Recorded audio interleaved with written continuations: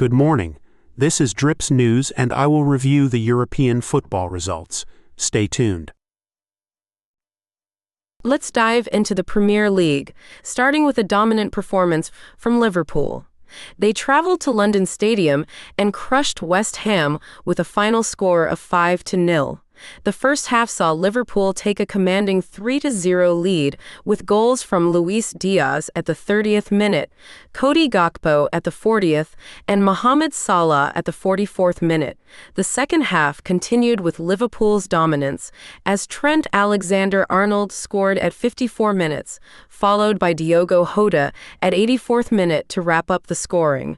The possession was split, with West Ham holding 45% and Liverpool taking 55% of the ball.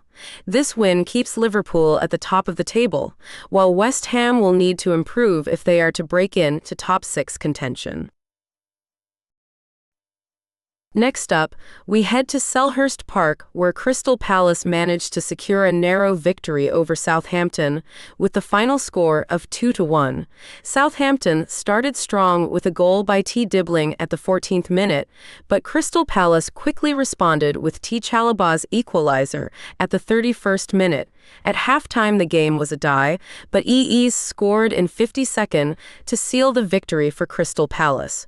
This win lifts Crystal Palace to the mid-table position, whereas Southampton remains at the bottom of the league and must find a way to improve if they are to stay in the Premier League.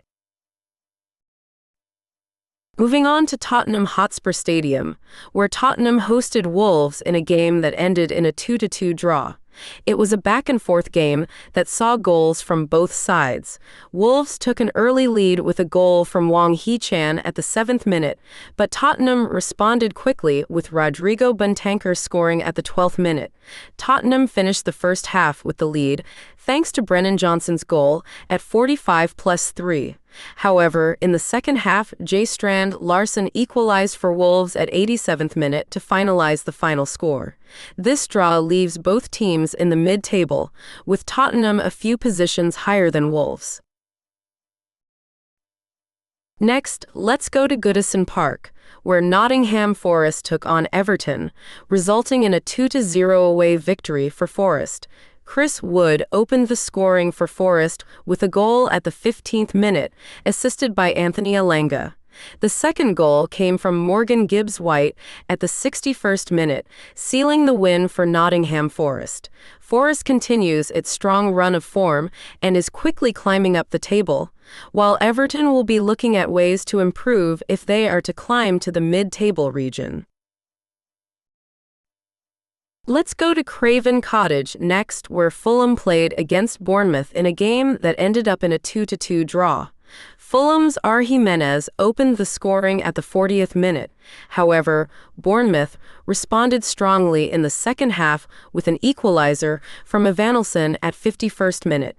Fulham managed to regain lead at 72nd minute with H. Wilson goal, but D. Ouattara equalized for Bournemouth at 89th minute.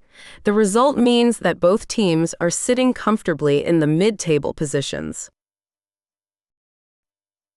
Lastly, let's review the game at King Power Stadium, where Leicester hosted Manchester City. The game ended with Manchester City winning 2-0. Savinho scored the first goal at the 21st minute. This was followed by Erling Haaland's goal in the second half at the 74th minute. Manchester City, with this win, climbs up the league table while Leicester is struggling and is falling to the bottom part of the table.